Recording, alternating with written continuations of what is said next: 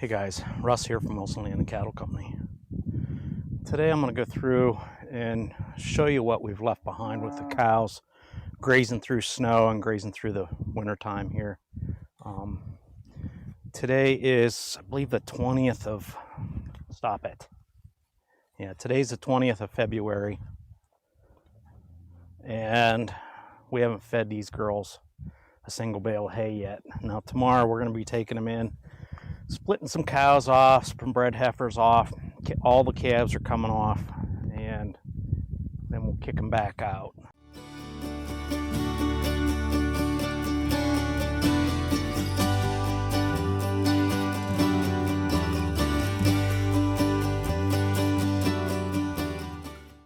That's what we're up to tomorrow. Today I got a bunch of fence I got to get tore out, and we'll take a look and see what's behind these girls. Hey, or Blueberry. This is Blueberry. I've had a lot of girls here decide that they like me. This girl here, 2 weeks ago, you couldn't touch her. But she'll hunt you down now. Okay, the field that we're in is primarily fescue, and they're doing a really good job in here. Manure pats are looking pretty darn good. Here's a fresh one, you know, pumpkin pie with a dimple in the center. You can't ask for anything more than that this time of year. So they all look good.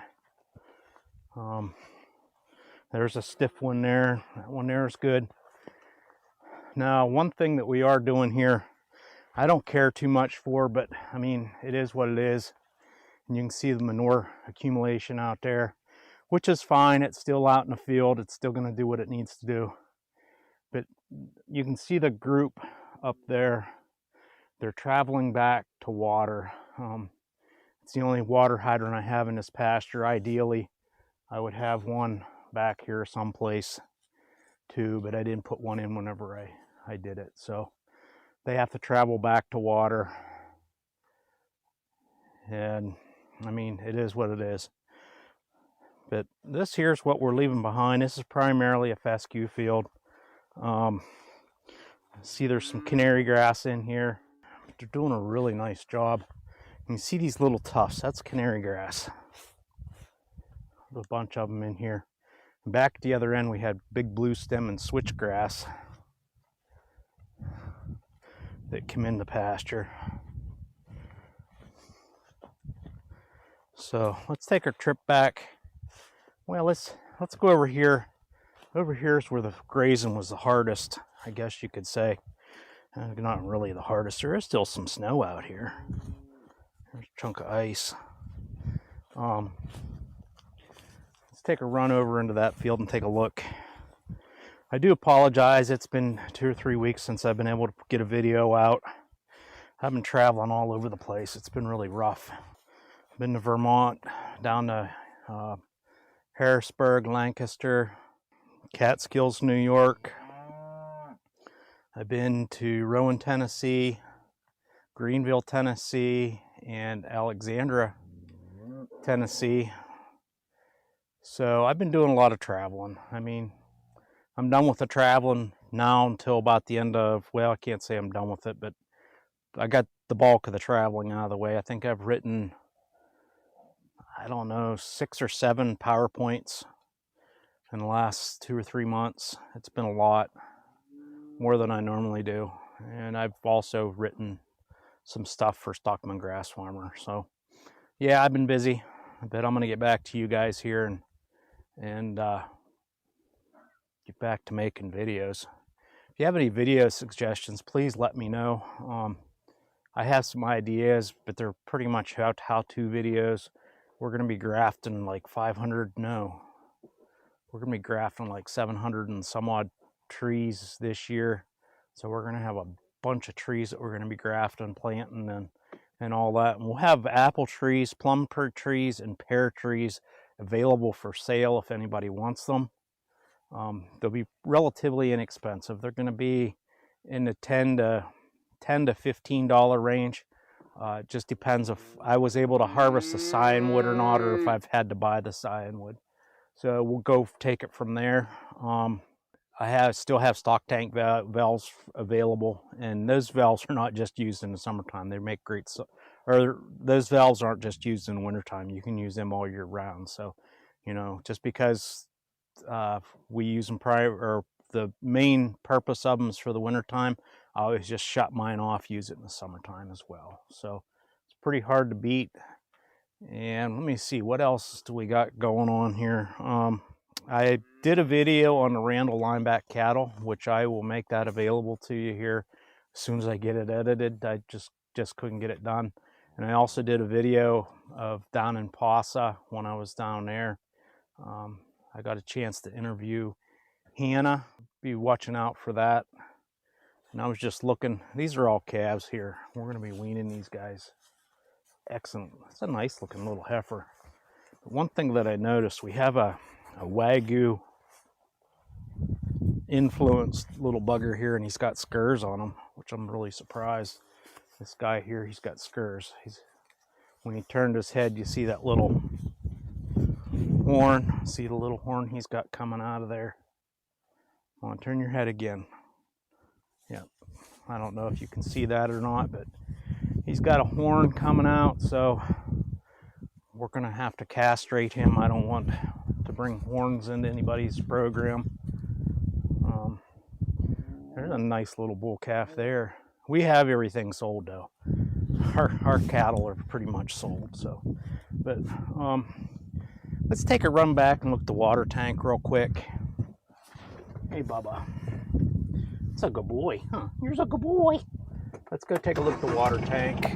Now we do have a little mud around the water tank because they've been having to travel quite a ways, so there's been a lot of foot traffic here. Probably should have put the mats in front of it, but I mean, for the most part, this still isn't bad. It isn't bad at all. We ended up using one of our new tanks. We had a tank that got a hole in it, poked in the side of it. It was so old, it was cracked and brittle, and got a hole in the side of it. But this is a new setup we got. We're doing stainless steel bands, stainless steel handles. The inside, now that rusted for some reason, I don't know. I'm gonna guess it will wipe off. It was probably steel that was left over from whenever I wire brushed it. So I'm guessing that that's what happened with that. And we're doing the cages in stainless steel. The valves are brass and stainless steel. And the valve back here is the valve brace in there is stainless steel as well. So, and I'm kind of curious why they made this hot from this end. Maybe just so they could get me shocked. I don't know. But anyhow, we're gonna go take a look here. We're gonna pull some fence, and then we're gonna go over here where we were with the snow that we've had. Show you what's left behind there. A lot of folks was very concerned that we were leaving too much behind, which that is never should be a concern. It's better to leave too much behind than to take too much. So, but you know, just walking over this, I mean, it's flat, but there's still good cover. We still got real good cover.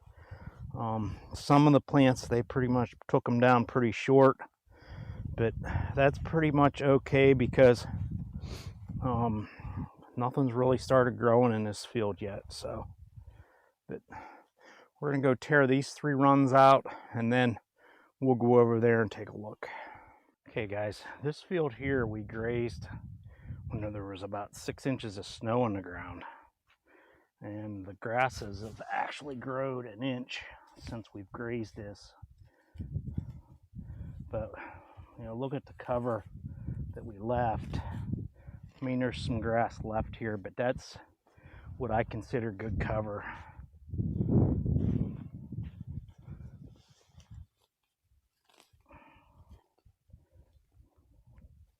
I consider that as good cover. We didn't take too much. This orchard grass is regrowing. That one there's probably got 3/4 of an inch on it. So spring is coming. I guess it's pretty close to 40, 45 degrees here today, somewhere in that neighborhood. We'll go over where it was like really super cold. We had to get our windbreaks out. We'll go over there and take a look.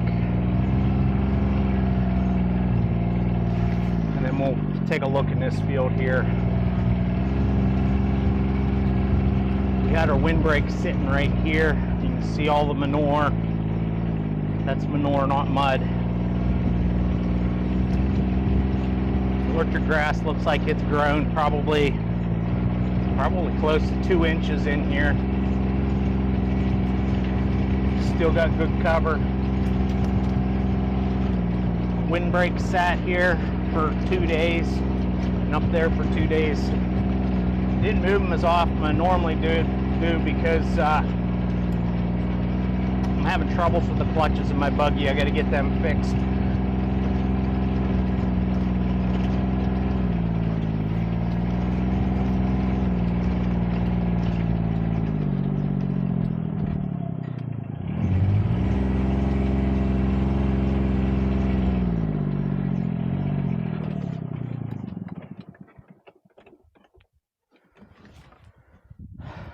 Okay, orchard grass is coming on nice. Still got good cover, no bare soil showing. That's what's left. Very, very nice looking soil on the top. Nice aggregation already. There's a spider working. Probably can't see him, but everything looks good. I mean, this soil's already waking up. Here's a seed of some sorts sprouting and growing already. I don't know what that is. That's growing, so things are waking up. But this is just to give you an idea what we left behind. A lot of folks thought we'd be wasting a lot in this deep snow. Is there a lot of grass here yet? Yeah, probably, but I don't know if you can see it. You can see where the water has worked its way down through there. And if we didn't have that cover there, we could have had some erosion issues. Well, let's go take a look at that piece over there. This one here probably had the most forage in it we had all winter, but this here was all snow the whole way down. We were grazing in the snow in these two fields, and I want to check on our snakes. We found a place where the snakes are hanging out for the winter time, which is, it's really cool. We'll take a look. I do believe it's this one. Not 100% sure. Yeah, it's this one.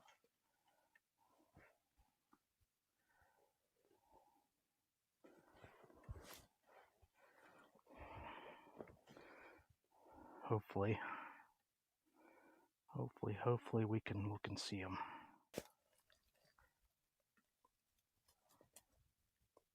There's probably 15 or 20 snakes in there.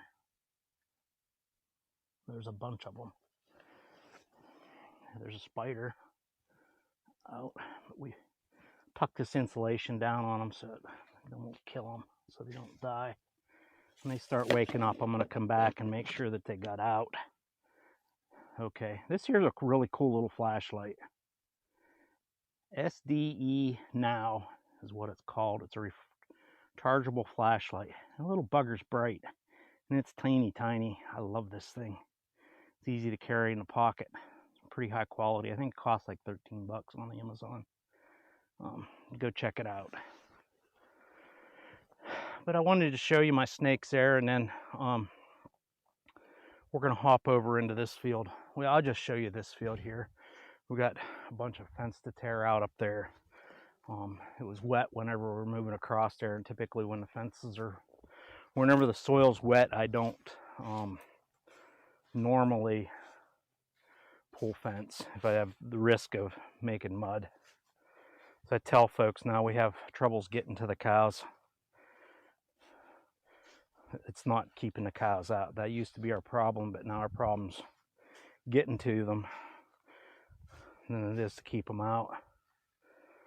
Orchard grass has grown. Yeah, probably a good inch or so, inch and a half. Still got nice cover. It was a little wet in here whenever we grazed this, so I expect some compaction. Still got good aggregation on the top. Lots of good aggregation. That's what we want. That's what we want, guys. So, okay, I thought I'd share. Please post in the comments for specific videos that you'd like to see. I'd rather make videos that you guys want versus videos that I just make. So post it in the comments what stuff you'd like to see. As I've said time and time again, we're pretty transparent on the farm. Pretty much show you anything you want to see. And you know, please subscribe, like, comment, share with a friend, all that good stuff. It is greatly appreciated. There's a little button right below the video here with a heart in it, and it says thanks. If you'd like to give us a tip, that would be greatly appreciated too. So anyhow, hopefully have a great day, and we'll see you on the next video. Bye.